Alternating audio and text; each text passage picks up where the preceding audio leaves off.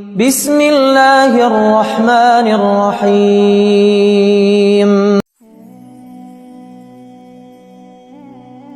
اگر آپ کی کوئی دعا پوری نہیں ہو رہی تو اسے ضرور سنیں۔ ہم اکثر رو رو کر اللہ سے کوئی چیز مانگتے ہیں لیکن وہ ہمیں نہیں ملتی۔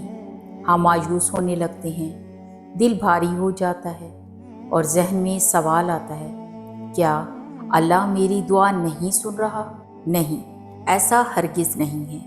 یہاں پر اللہ پاک کی ایک صفت کام کر رہی ہوتی ہے جسے عربی میں اللطف الخفی کہتے ہیں، یعنی اللہ کی پوشیدہ یا خفیہ مہربانی۔ فرعون نے جب بنی اسرائیل پر ظلم کی انتہا کر دی تو حضرت موسیٰ اور حضرت ہارون علیہ السلام نے مل کر فرعون کے خلاف دعا کی، اے ہمارے رب، فرعون اور اس کے درباریوں کے مال و دولت کو برباد کر دے اور ان کے دلوں کو سخت کر دے۔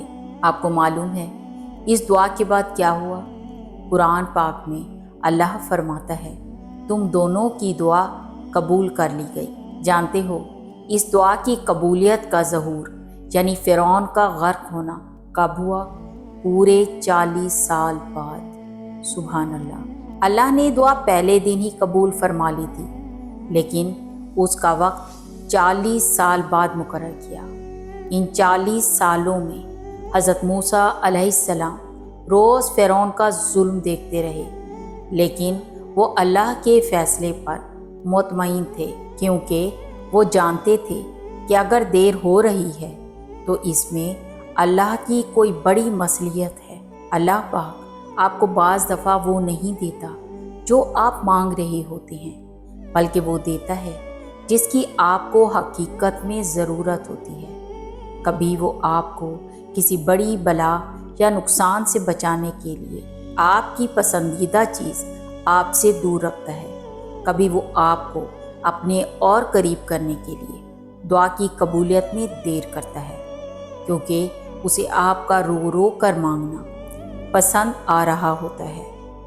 امام ابن الجوزی رحمۃ اللہ علیہ فرماتے ہیں، جب دعا کا اثر ظاہر ہونے میں دیر ہو جائے تو مومن کو مایوس نہیں ہونا چاہیے، کیونکہ وہ مالک ہے، وہ اللہ ہے، وہ حکمت والا ہے، وہ ہمارے فائدے کو ہم سے بہتر جانتا ہے۔